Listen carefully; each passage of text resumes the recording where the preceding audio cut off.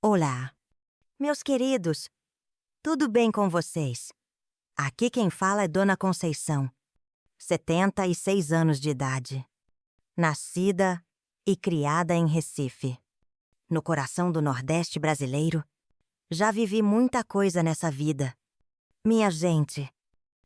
E hoje quero contar uma história que mudou completamente o rumo da minha existência. Vocês conseguem imaginar uma senhora da minha idade processando os próprios filhos? Pois é, foi exatamente isso que aconteceu. Nossa Senhora! Nem eu acreditava que um dia chegaria a esse ponto. Antes de começar, quero que vocês deixem nos comentários de onde estão assistindo. Será que tem alguém aí de Pernambuco como eu? Ou quem sabe do Sul? De São Paulo? Deixa lá embaixo. Viu? E se gostarem dessa história de superação.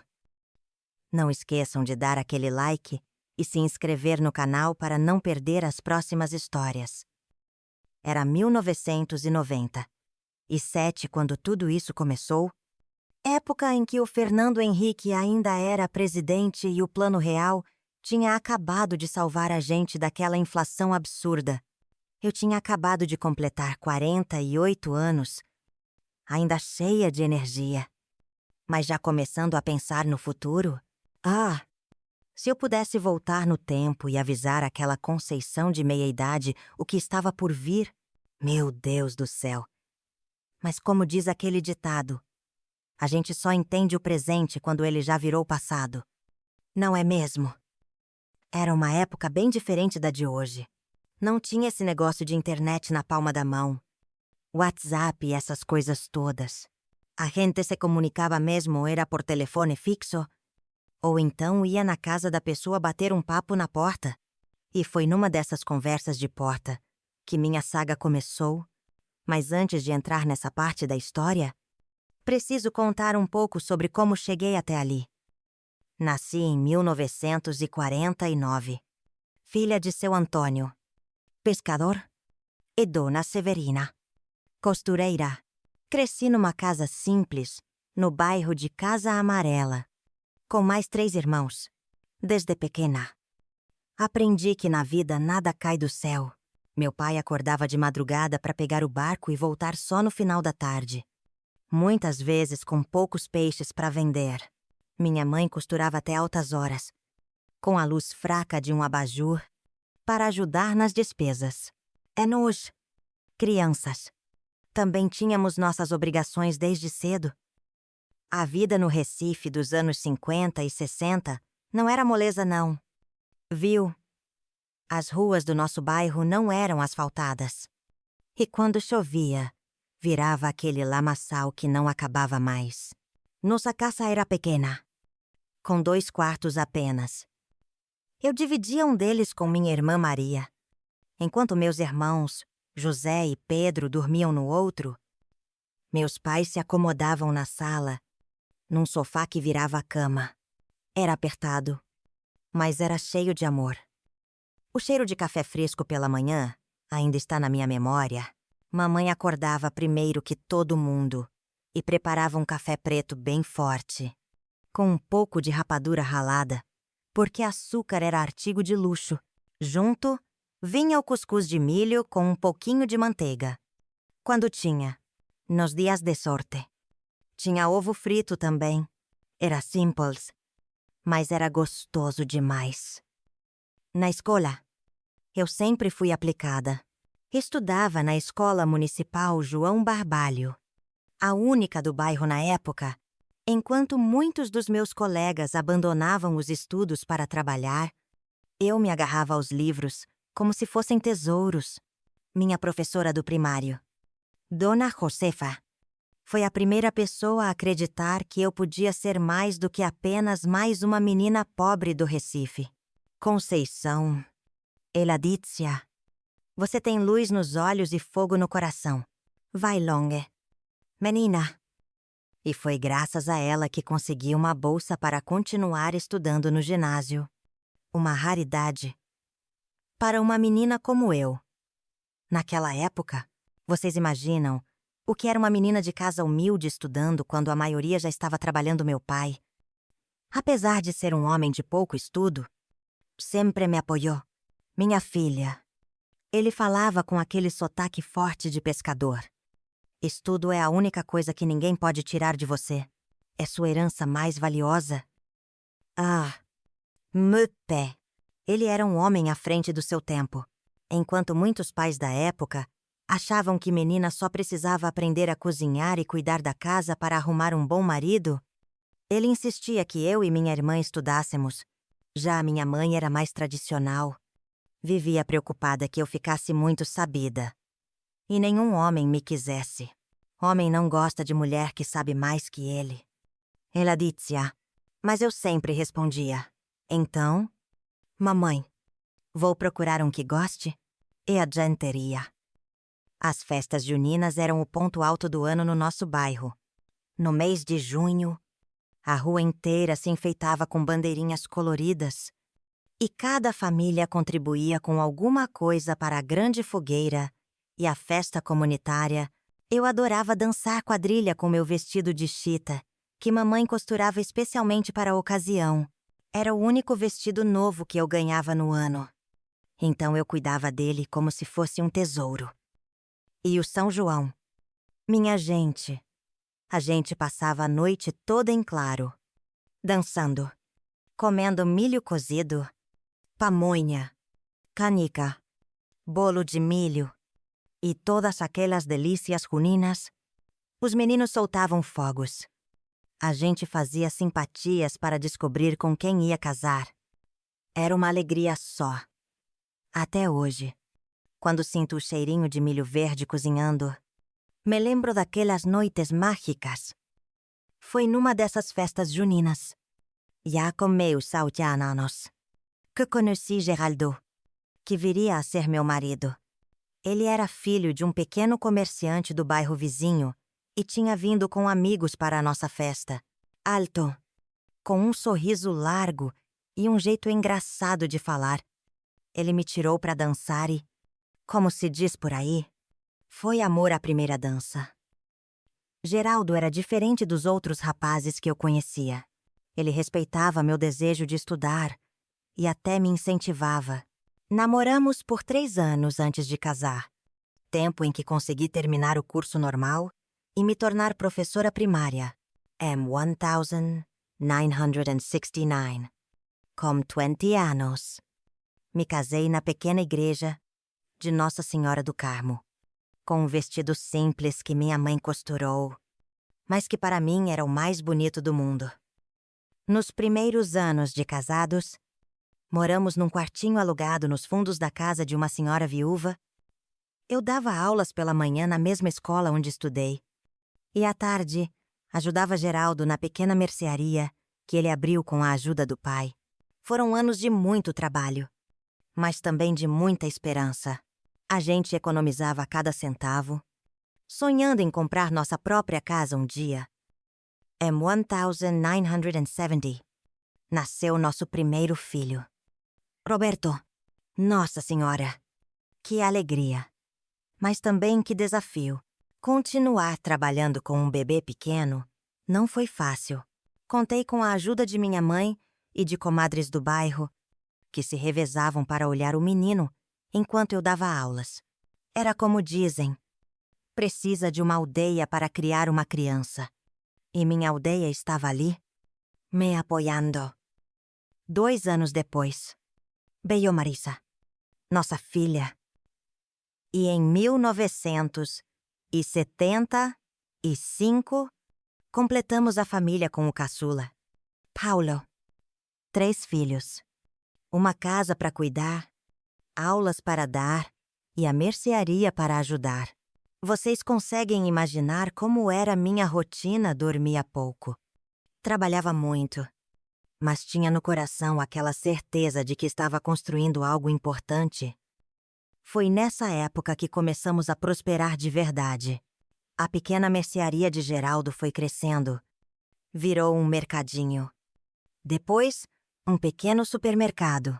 M1980. Pudemos finalmente comprar nossa própria casa. Não mais em Casa Amarela, mas no bairro da Madalena, mais valorizado. Era uma casa simples, mas para nós era um palácio. 3 quartos, sala, cozinha ampla e um quintal onde plantei minhas primeiras flores e ervas. E tinha até um pequeno pomar com um pé de pitanga que dava as frutas mais doces que já provei. À medida que os negócios cresciam, Geraldo se tornava mais ambicioso, diferente de mim, que me satisfazia com nossa conquista. Ele sempre queria mais. Conceição, disse a ele. A gente precisa garantir o futuro dos meninos. Eles vão estudar em faculdade, ter oportunidades que a gente não teve. E eu concordava. Claro, que mãe não quer o melhor para seus filhos. Foi com esse pensamento que Geraldo começou a investir em imóveis pela cidade. Primeiro, comprou um terreno no bairro de Boa Viagem, que na época ainda estava se desenvolvendo. Depois, algumas casas para alugar. Com o tempo, além do supermercado, que já tinha 3 filiais, éramos donos de vários imóveis pela cidade. Nossos filhos cresceram com conforto que eu jamais sonhei ter na minha infância. Estudaram em bons colégios particulares. Tiveram roupa de marca.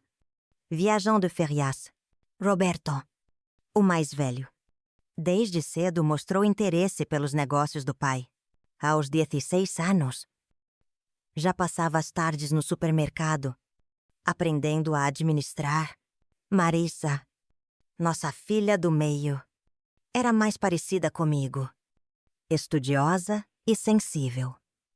Já Paulo, o Giacciola, Paulo sempre foi o mais complicado. Rebelde desde pequeno. Dava trabalho na escola. Não se interessava pelos estudos, nem pelos negócios. M1992. Uma tragédia se abateu sobre nossa família. Geraldo, voltando tarde da noite do supermercado, sofreu um infarto fulminante enquanto dirigia. O carro bateu num poste e ele morreu na hora. Tinha apenas 45 anos. Foi como se o mundo tivesse desabado sobre mim. De repente, me vi viúva, com 3 filhos. Roberto com 22 anos, Marisa com 20 e Paulo com 17. E todos os negócios para administrar. Os primeiros meses após a morte de Geraldo foram os mais difíceis da minha vida. Eu acordava de madrugada, sentindo o lado da cama vazio, e chorava baixinho para não acordar os meninos. Durante o dia, me forçava a ser forte, a tomar as rédeas da situação.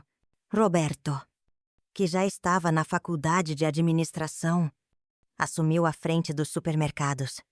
Eu fiquei responsável pelos imóveis e pelas finanças gerais da família. Foi um período de aprendizado intenso para mim. Geraldo sempre tinha cuidado do dinheiro, dos investimentos, dos negócios. Agora, era eu que precisava entender de contas bancárias, aluguéis, impostos e contratos.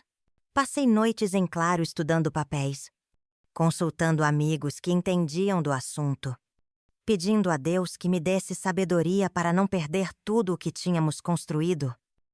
E Deus me ouviu. Minha gente, com trabalho duro e muita fé, consegui não só manter os negócios, mas fazê-los prosperar. Roberto se formou e se mostrou um administrador tão bom quanto o pai. Os supermercados continuaram crescendo. Abrimos mais 2 filiais. Os imóveis valorizaram com o desenvolvimento da cidade. M1997. 5 anos após a morte de Geraldo. Nossa situação financeira era melhor do que nunca. Marisa tinha se formado em medicina e começado a residência em um grande hospital.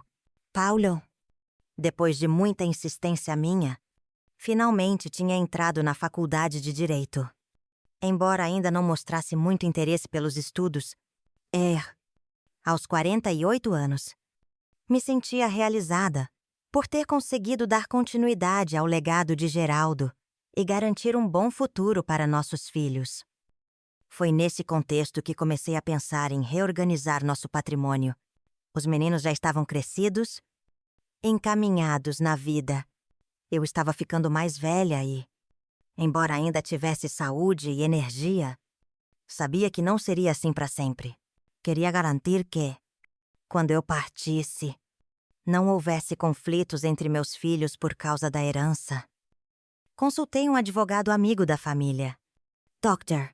Fernando, que me orientou sobre as melhores formas de organizar a transmissão do patrimônio.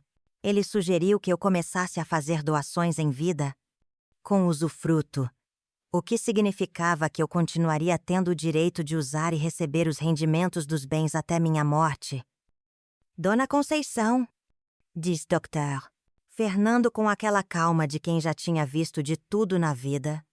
Essa é uma forma de garantir que cada filho receba o que a senhora deseja, sem que depois tenham que entrar em um processo de inventário que pode ser demorado e gerar conflitos.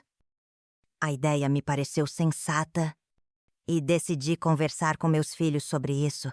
Marquei um almoço de domingo, daqueles bem caprichados, com feijão verde, arroz, macaronada, galinha guisada e, claro, um bolo de rolo de sobremesa. Comida sempre foi a forma mais garantida de reunir a família. Não é mesmo? Após o almoço, enquanto tomávamos café na varanda, expliquei minha intenção. Meus filhos. Como assim? Sentindo o coração bater um pouco mais forte. Vocês sabem que desde que seu pai se foi, tenho me desdobrado para cuidar de tudo o que construímos juntos. Agora que estão todos encaminhados, acho que é hora de pensar no futuro. Expliquei o plano de fazer doações com usufruto, garantindo que cada um recebesse sua parte de forma justa. Roberto, sempre pragmático, achou a ideia sensata. Marisa parecia desconfortável com o assunto, como se falar da minha morte fosse um mau presságio. E a Paulo? Meus queridos. Aí começou o problema. Mãe, disse ele com aquele tom irônico que me dava nos nervos. Por que a senhora já está preocupada com isso? Ainda está forte como um touro. Além disso, a parte que nos cabe por lei é 1/3 para cada um. Não é por que complicar. Respirai fundo, Paulo. Não é tão simples assim. Há os bens que podem ser divididos facilmente, como dinheiro e alguns imóveis. Mas os supermercados, por exemplo, precisam de uma administração unificada para continuar funcionando bem. Roberto já está à frente deles. Faz sentido que fiquem com ele. Enquanto vocês recebem outros bens de valor equivalente, o rosto de Paulo se fechou. Sempre o Roberto. Não é. O filho exemplar. O empresário de sucesso. E eu e Marisa ficamos com as sobras. Paulo, exclamou Marisa, chocada. Não fale assim com a mamãe. Ela só está tentando evitar problemas futuros. A discussão se acalorou. Paulo acusava Roberto de manipular as coisas para ficar com a melhor parte. Roberto se defendia, dizendo que trabalhava nos supermercados desde adolescente, enquanto Paulo nunca tinha demonstrado interesse. Marisa tentava acalmar os ânimos. Sem muito sucesso. No meio daquilo tudo, me perguntava onde tinha errado na criação dos meus filhos para que chegássemos a esse ponto. No final. Encerramos o almoço num clima pesado, sem chegar a conclusão alguma. Mas aquela discussão foi apenas o começo do que viria a ser uma verdadeira novela na nossa vida familiar. Nos dias seguintes, Paulo começou a agir de forma estranha. Ligava para mim várias vezes por dia, perguntando sobre as finanças, querendo saber detalhes dos contratos de aluguel, do faturamento dos supermercados. De repente, ele que nunca tinha se interessado por nada disso, parecia obcecado pelo patrimônio familiar. Uma tarde, Enquanto eu organizava alguns documentos no escritório que tinha em casa, Paulo apareceu sem avisar. Entrou de forma abrupta, visivelmente agitado. Mãe, precisamos conversar sobre essas doações que a senhora quer fazer. Estive pesquisando e acho que não é uma boa ideia. Levantei os olhos dos papéis, tentando manter a calma.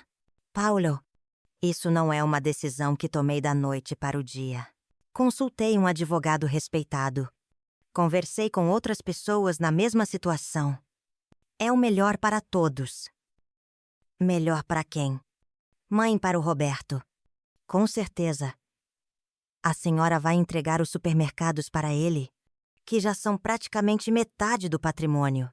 E o que sobra para mim e Marisa umas casinhas de aluguel? Respirai fundo, contando até 10 mentalmente.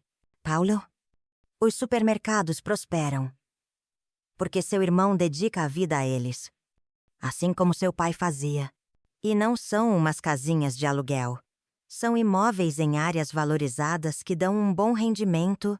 Calculei tudo para que o valor seja equivalente para cada um de vocês. Paulo deu uma risada seca, daquelas que doem no coração de uma mãe. A senhora sempre protegeu o Roberto. Sempre foi assim. Desde que éramos pequenos. Ele, o filho perfeito. Eu, o problema da família. Aquilo me feriu profundamente. Sempre tentei amar meus filhos igualmente. Mas é verdade que Roberto, com seu temperamento mais fácil e sua dedicação aos estudos e ao trabalho, raramente me dava motivos de preocupação. Paulo, com sua rebeldia e impulsividade, frequentemente precisava de mais atenção. O que talvez ele interpretasse como favoritismo pelo irmão. Filho, isso não é verdade. Vocês são diferentes. Têm personalidades distintas, mas amo todos igualmente. Se Roberto está à frente dos supermercados hoje, é porque ele escolheu esse caminho e se preparou para isso. Você poderia ter feito o mesmo, se quisesse. Agora a culpa é minha. Ele praticamente gritou. A senhora sabe muito bem que papai sempre deu mais atenção para Roberto. Sempre o preparou para assumir os negócios. Eu era só o filho caçula problemático, que ninguém levava a sério. Aquela conversa não estava levando a nada. Paulo estava irredutível.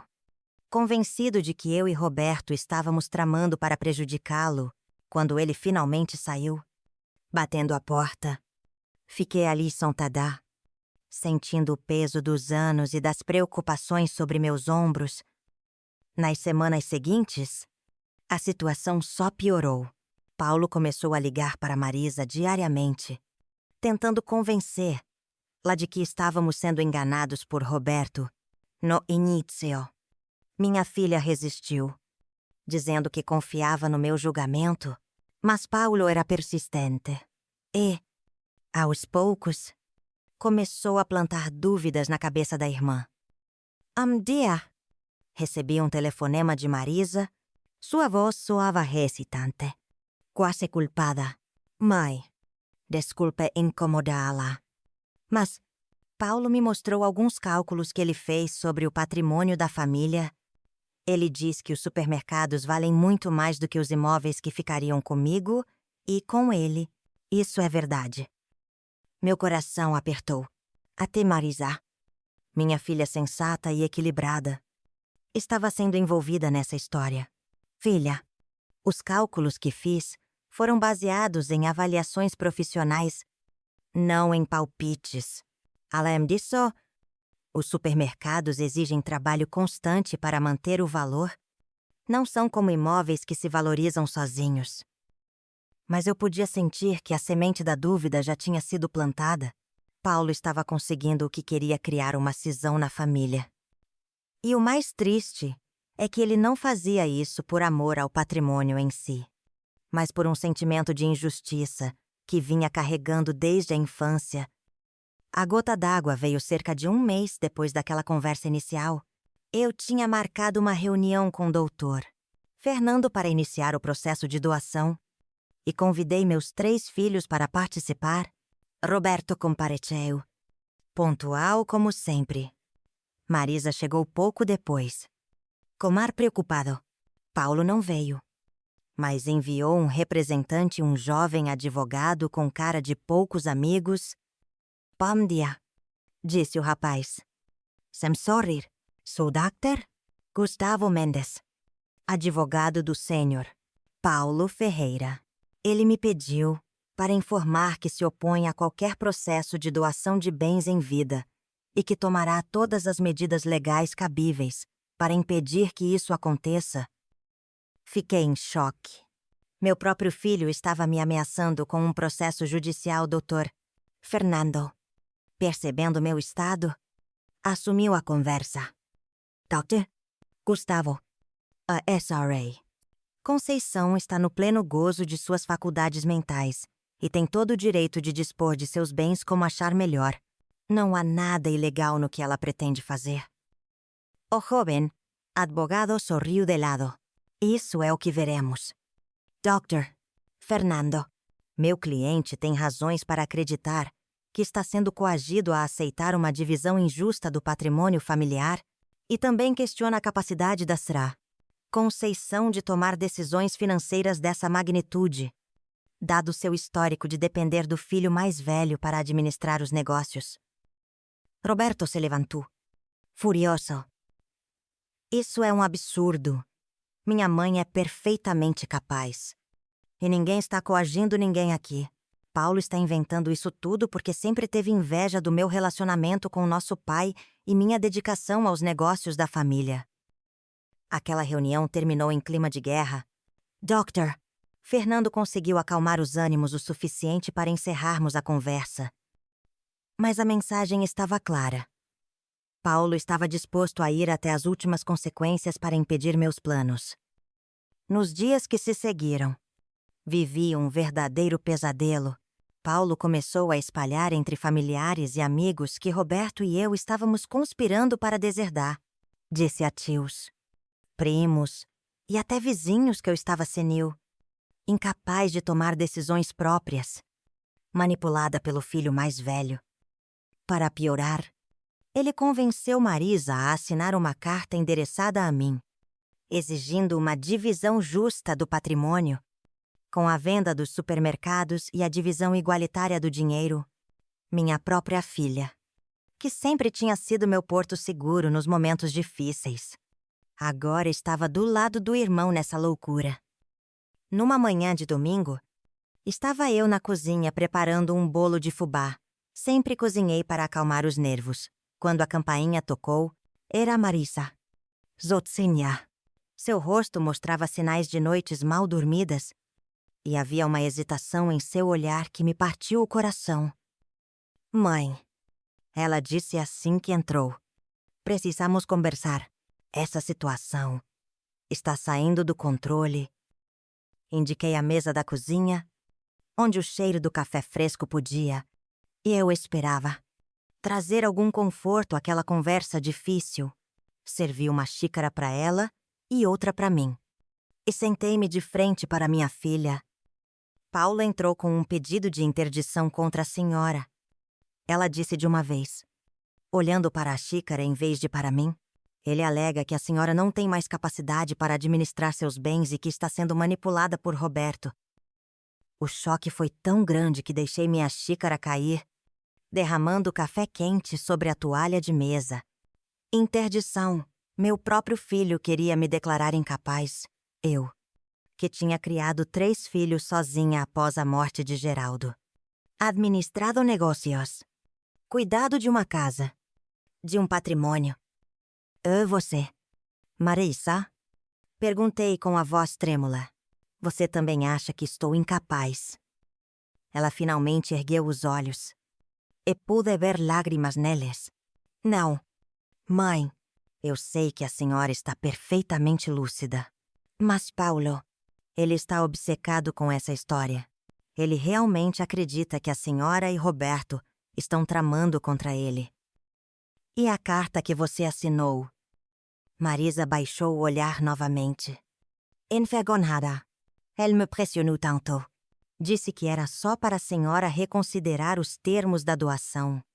Não para chegar a esse ponto. Eu não imaginava que ele iria tão longe. Naquele momento, tomei uma decisão que mudaria o rumo da nossa família para sempre. Se Paulo queria guerra. Guerra teria? Eu não permitiria que meu filho caçula, movido por ressentimentos antigos e sentimentos de inferioridade, destruísse tudo que eu e Geraldo tínhamos construído com tanto sacrifício. Marissa, falei com uma firmeza que surpreendeu até a mim mesma. Quero que você chame Roberto. Vamos resolver isso de uma vez por todas. Naquela mesma tarde, Roberto chegou à minha casa. Preocupado com o tom urgente do telefonema de Marisa, eu já tinha ligado para Dr. Fernando, que prometeu passar por lá logo mais. Enquanto esperávamos, contei a Roberto sobre o pedido de interdição. Meu filho mais velho ficou lívido de raiva. Isso é inadmissível. Mãe Paulo ultrapassou todos os limites. Ele está querendo destruir a família por dinheiro. Roberto, entendo sua indignação, mas precisamos pensar com clareza agora. Respondi, tentando acalmar meu próprio coração acelerado. Se Paulo quer me processar, então eu vou processá-lo primeiro. Roberto e Marisa me olharam surpresos. Acho que nunca tinham me visto tão determinada. Doctor, Fernando chegou pouco depois. E expus minha ideia para ele. Queria entrar com uma ação judicial contra Paulo por danos morais, difamação e tentativa de estelionato, se meu filho queria levar isso para a justiça. Eu não ficaria apenas na defensiva. Doctor, Fernando ouviu atentamente. E depois explicou que, legalmente, eu tinha todas as condições de contra-atacar. Dona Conceição, a senhora tem todo o direito de processar seu filho, mas precisa entender que isso vai tornar a situação ainda mais difícil para a família. Processos judiciais entre parentes geralmente deixam cicatrizes profundas. Doutor, meu filho já está tentando me declarar incapaz. Que cicatriz pode ser mais profunda do que essa? Não vou me curvar a essa chantagem emocional. Trabalhei duro demais. Sofri demais para permitir que Paulo destrua tudo por causa de mágoas antigas. Naquela noite, não dormi. Fiquei na varanda da minha casa, olhando as estrelas e pensando em Geraldo. O que ele faria no meu lugar? Será que aprovaria minha decisão de processar nosso próprio filho? Mas, no fundo, eu sabia que não tinha outra escolha. Se recuasse agora, Paulo entenderia que poderia me manipular através de ameaças. E isso nunca teria fim. Na manhã seguinte, fui até o escritório de doutor Fernando e assinei os papéis necessários para entrar com a ação contra Paulo. Meu coração estava pesado, mas minha determinação firme. Esta seria a batalha mais difícil da minha vida. Mais difícil até do que superar a morte de Geraldo, porque agora eu estava lutando contra meu próprio sangue. A notícia de que eu estava processando meu filho se espalhou rapidamente pela família e pelos amigos. Muitos me criticaram, dizendo que uma mãe nunca deveria processar um filho, não importa o motivo. Outros, principalmente os mais velhos, entenderam minha posição e me apoiaram. Minhas comadres do bairro, que me conheciam há décadas, foram um grande suporte nesse momento. Conceição, disse a minha amiga Janira, você sempre foi uma mulher justa. Se chegou a esse ponto, é porque não tinha outro caminho. O processo judicial foi doloroso e longo. Paulo contratou um advogado conhecido por sua agressividade nos tribunais. E as audiências se transformaram em verdadeiros campos de batalha. Ele trazia testemunhas, pessoas que mal me conheciam, para dizer que eu estava senil, que vivia confusa, que não sabia mais administrar minha vida. Era humilhante ouvir aquelas mentiras. Ver meu filho caçula me atacando daquela forma. Roberto e Marisa testemunharam a meu favor. Marisa, arrependida de ter cedido às pressões de Paulo inicialmente, agora estava firmemente ao meu lado. Trouxe até mesmo colegas médicos para atestarem minha plena capacidade mental.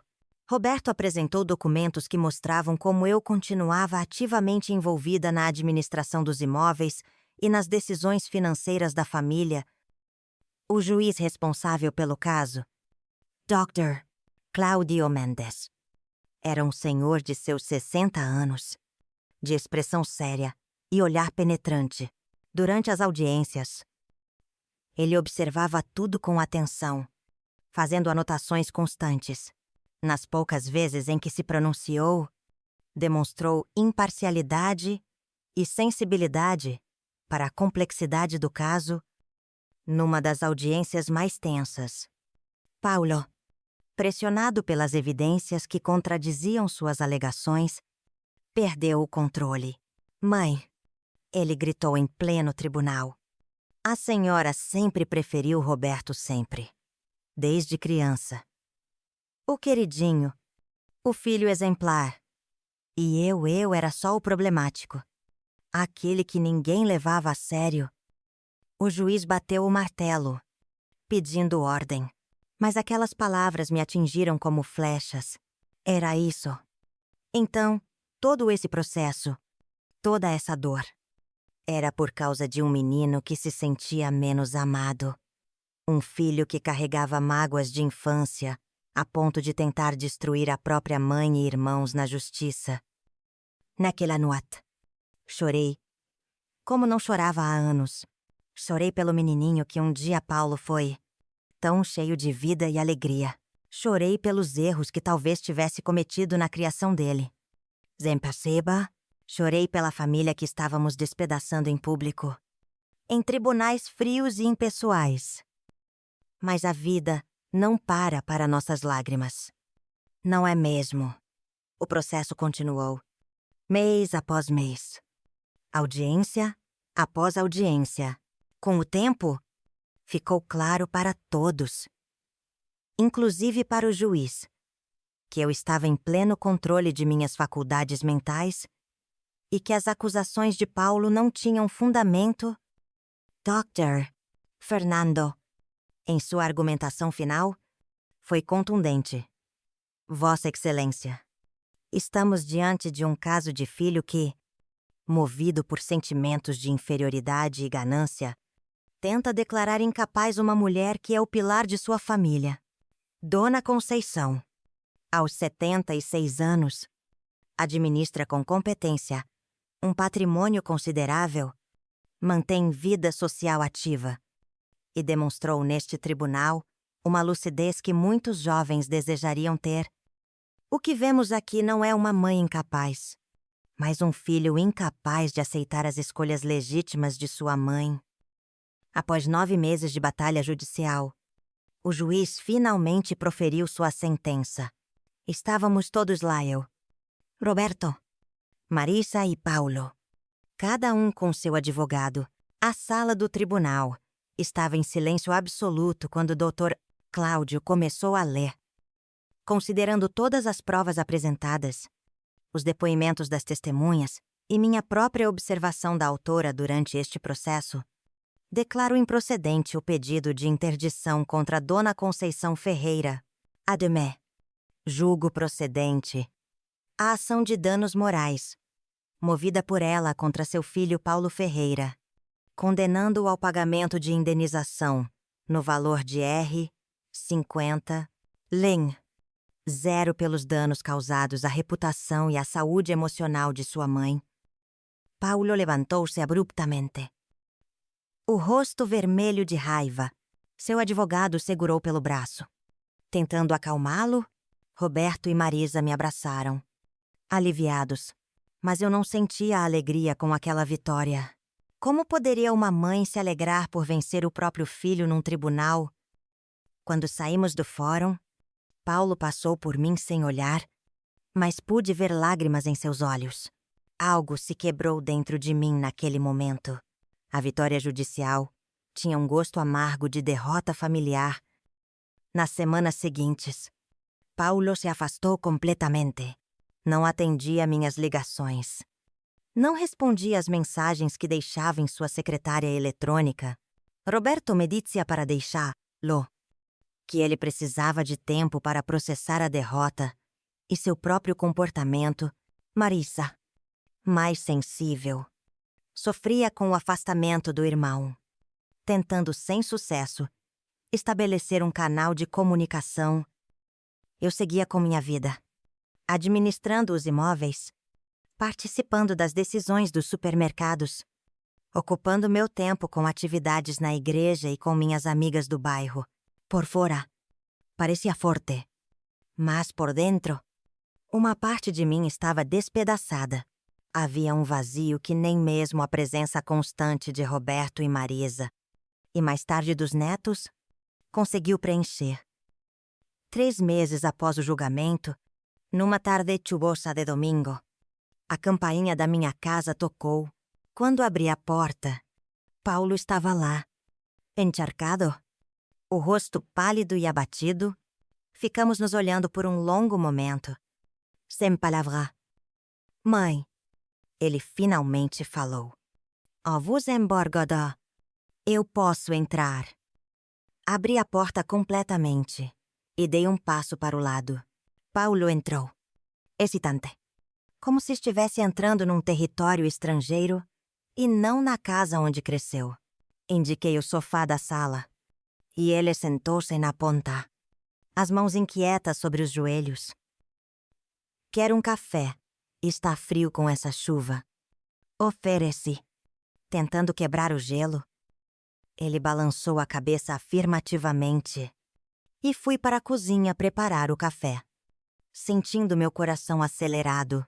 Quando voltei com 2 xícaras fumegantes, Paulo olhava para uma foto antiga na estante. Ele, Roberto e Marisa, crianças, sorrindo, com Geraldo e atrás deles. E éramos felizes. Não é, ele murmurou, mais para si mesmo do que para mim. Sentei-me ao seu lado e entreguei uma xícara. Sim, éramos. E ainda podemos ser. Paulo. Ele tomou um gole do café e depois olhou diretamente nos meus olhos pela primeira vez em meses. Mãe, eu vim pedir perdão. Sei que o que fiz não tem desculpa. Deixei que mágoas antigas e ciúmes me cegassem. Eu realmente acreditava que a senhora e Roberto estavam tentando me prejudicar. Mas agora vejo que estava errado. Lágrimas começaram a escorrer pelo seu rosto. E logo vi que também estava chorando. O que me fez mudar de ideia foram as palavras do juiz na sentença. Ele disse que a senhora demonstrou mais amor por mim durante o processo do que eu por você.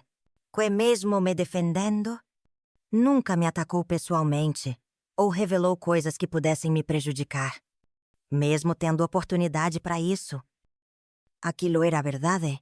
Durante todo o processo, resisti à tentação de expor comportamentos problemáticos de Paulo no passado, suas notas ruins na escola, as vezes em que tinha sido pego bebendo quando adolescente, os pequenos furtos que cometeu na adolescência e que Geraldo e eu tínhamos abafado para proteger.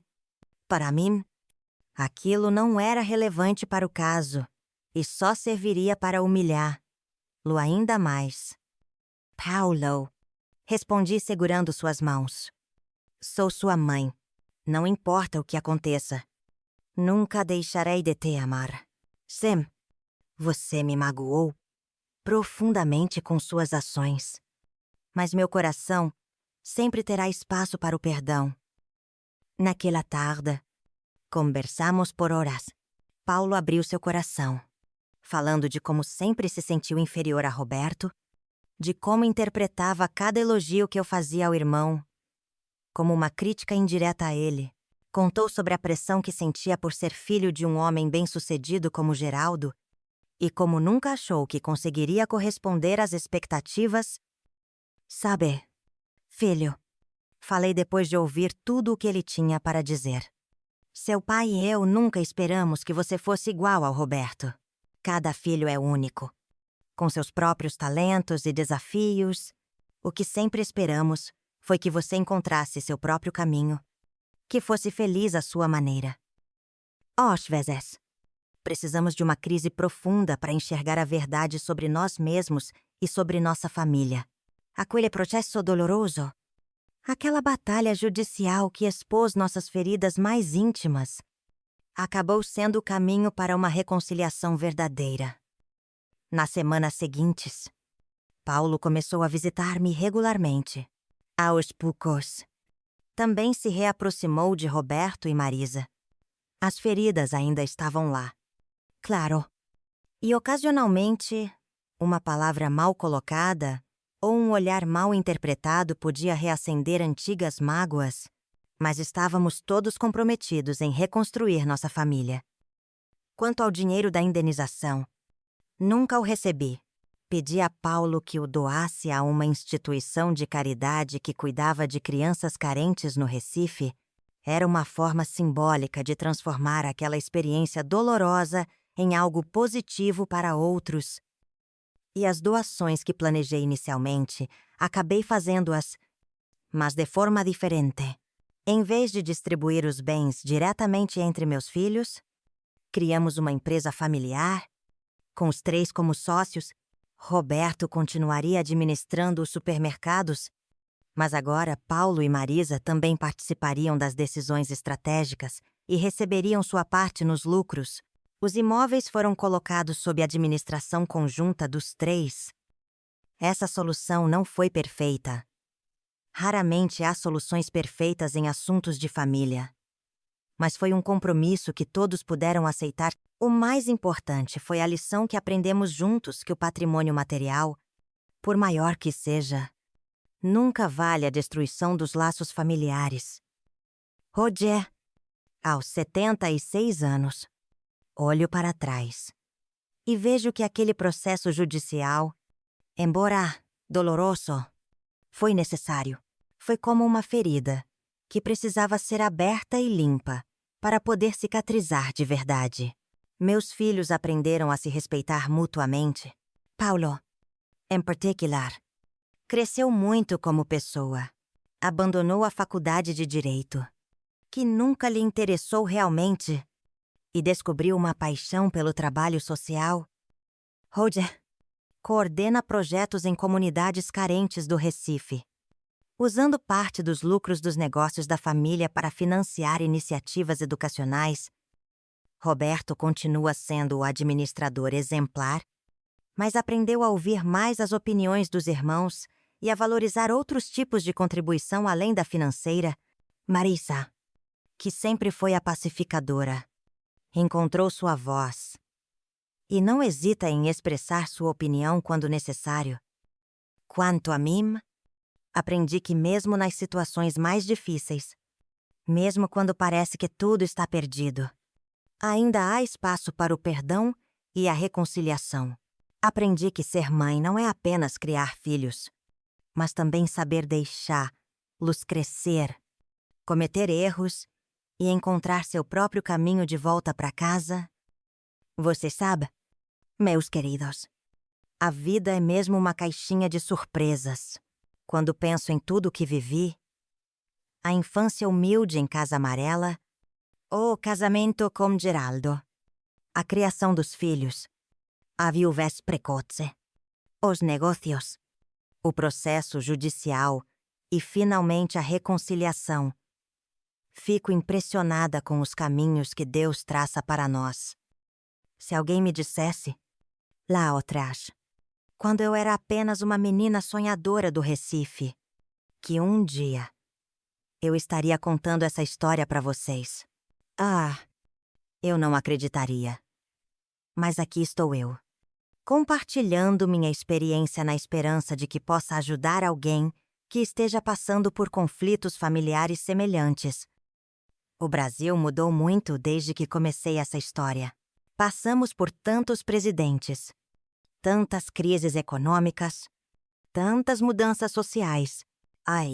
Internet, que nem existia quando meus filhos eram pequenos. Agora me permite conversar com vocês. O mundo gira. As coisas mudam. mas algumas verdades permanecem o amor de família. Quando verdadeiro supera qualquer obstáculo. Hoje, quando nos reunimos para os almoços de domingo, eu, meus 3 filhos, seus cônjuges, meus netos, olho para aquela mesa farta e penso no longo caminho que percorremos até ali, nas lágrimas derramadas, nas palavras duras trocadas, mas também nos abraços de reconciliação, nos pedidos de perdão, na reconstrução paciente dos laços que foram rompidos. E então, quando ergo minha taça de vinho para um brinde, sinto que Geraldo, de algum lugar, também ergue a sua, orgulhoso da família que construímos juntos e que eu, mesmo nos momentos mais difíceis, consegui manter unida. A você que me ouvirá até aqui, deixo meu abraço carinhoso. Sei que muitos também já passaram por conflitos familiares, por momentos em que parecia que o amor tinha acabado, que não havia mais volta. Mas acreditem numa velhinha que já viu muito nessa vida. Enquanto há vida, há esperança. Enquanto houver disposição para o perdão, haverá chance de recomeço. Deixem nos comentários se essa história tocou vocês de alguma forma, se já passaram por algo parecido. E não esqueçam de compartilhar com quem possa estar precisando ouvir uma mensagem de esperança hoje. Fiquem com Deus, meus queridos. Até a próxima história. Um beijo carinhoso dessa vovó de 76 anos que aprendeu que, no fim das contas, o amor sempre vale a pena.